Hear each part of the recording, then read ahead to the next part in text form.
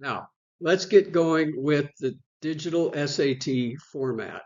You're going to learn a lot in chapter one about taking advantage of the structure of the test. I did a previous video that you've watched about the structure of the new digital SAT. This is a specific video about how to take advantage of that structure when it comes to the reading test. So if you're going to take both the SAT and the ACT, you need to watch this video and then the complete series of reading videos for the entire program. If you're only taking the SAT, then there's some specific things that you can see here on the slide that you can do. First of all, you can skip videos 201 through 205 because they address the old format of the SAT. That's now out of date.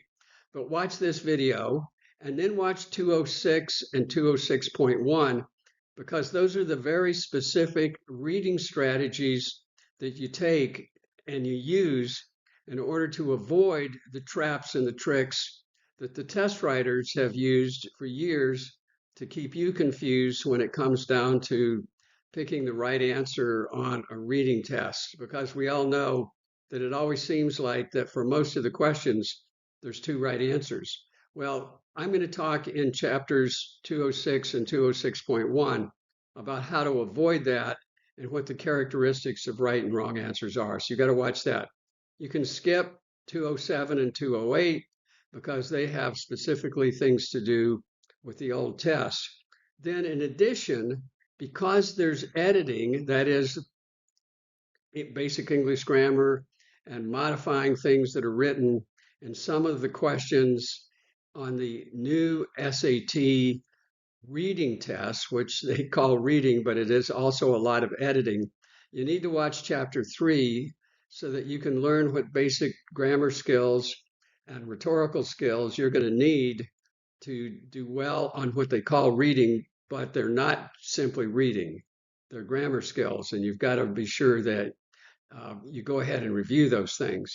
Then also, you could read chapter 10 or do chapter 10 in my videos about the ACT science test because there's a number of basic science passages on the reading test for the SAT. There's lots of charts and displays, and it's exactly like the SAT test when it comes to looking at the ACT science test. So that's where all the strategies are for dealing with that specific format. And then finally, don't forget to use the math program and all of the playlists and chapters related to that.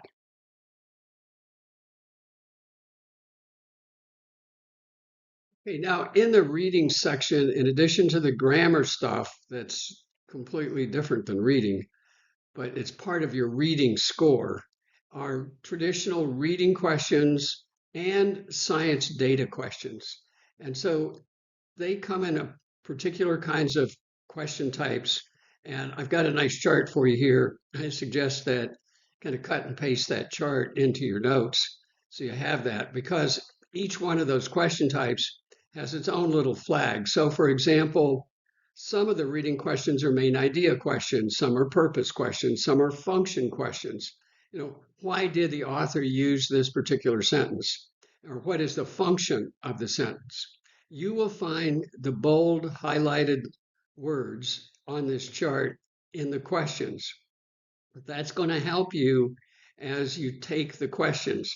Now, a really important thing about the SAT in its new reading format is the passages are very short. They're like a quarter of a page or something. They're not very long unless they're the science questions. And so in what I consider the traditional reading questions and the science questions, for over 30 years, I've told students not to read the questions first. But because of this new format, I want you to read the question first. Don't read the passage. Don't read the answers to the question, but read the question before you read the short text. And what that does, it gives you a focus for reading the passage. and it'll only take you a couple of seconds. And so now you can be able to think about how you might answer that question based on the passage as you read it. So as you go on through this list, you can see that there's going to be things about what is true, for example. So if they ask you what's true, then it's going to be very clear to you that what you need to do is pay attention to the facts and the details in that passage to make sure that you know how to answer that question properly. So reading the question before you read the passage is a new strategy for the digital SAT that I've been against for many, many decades.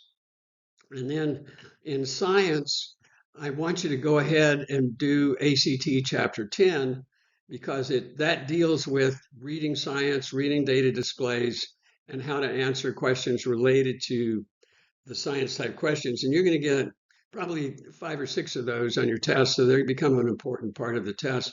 So they're going to be data. They're going to be questions about which of the following statements supports the data, or does the data support?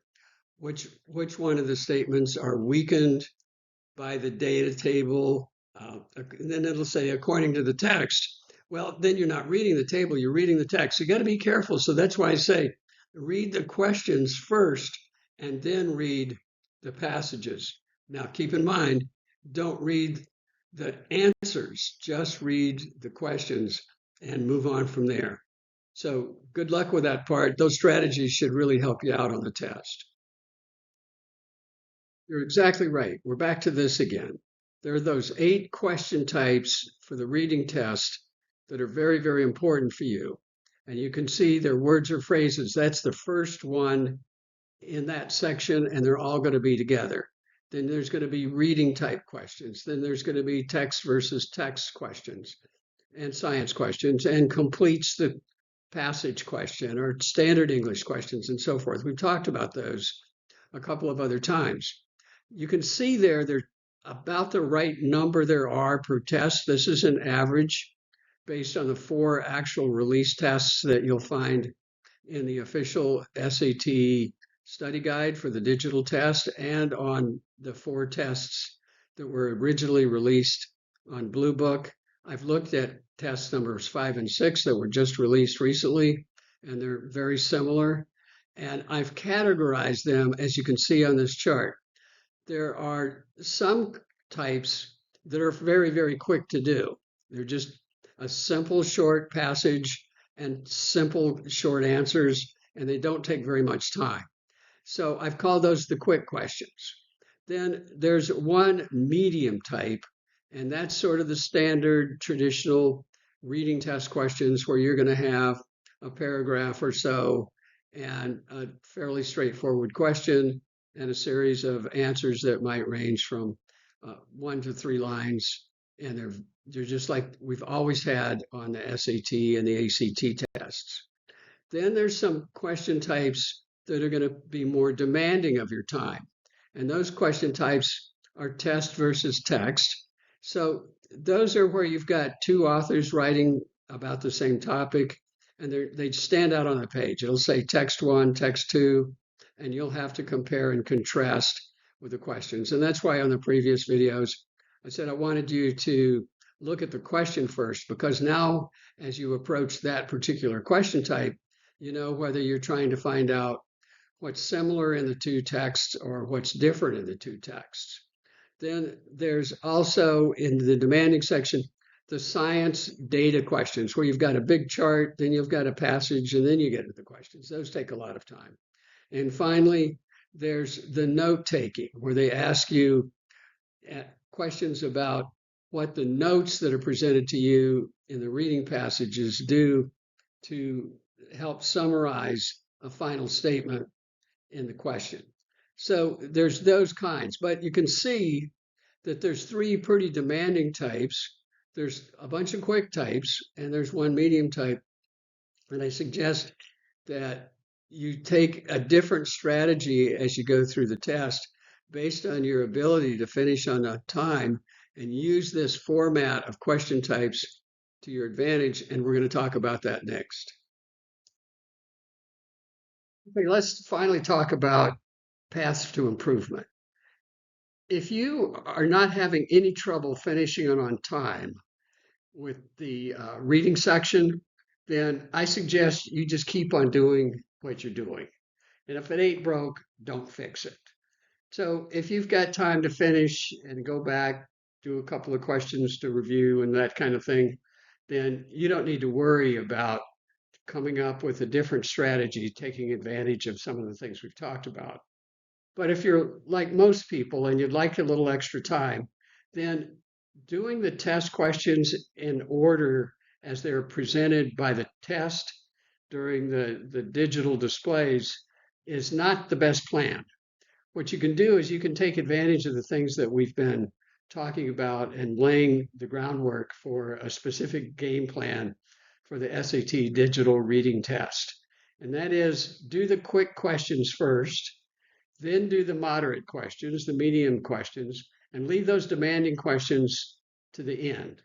Your pathway through that process might vary a little bit based on what you learn about yourself during practice. But keep in mind that there are 4 quick question types where there's a question and it's always the same question about each type. For example, the word or phrase questions always tell you to pick the right word or phrase to go into the blank. You don't even need to bother with the question when you see the format. You know exactly what you're supposed to do. And then you've got completing the questions, you've got standard English questions, and you've got transition questions. Then the medium question is all those reading questions. And then the demanding questions we've talked about are text versus text, the science questions, and the note-taking questions. Now, if you'll notice from this chart that the quick questions represent over half the questions on the test. So if you do those first, then you're well over half done. Then if you do the reading ones, you've picked up a lot more and you've left the hard ones to the end. Now, there's no specific answer for everybody to do exactly the same way.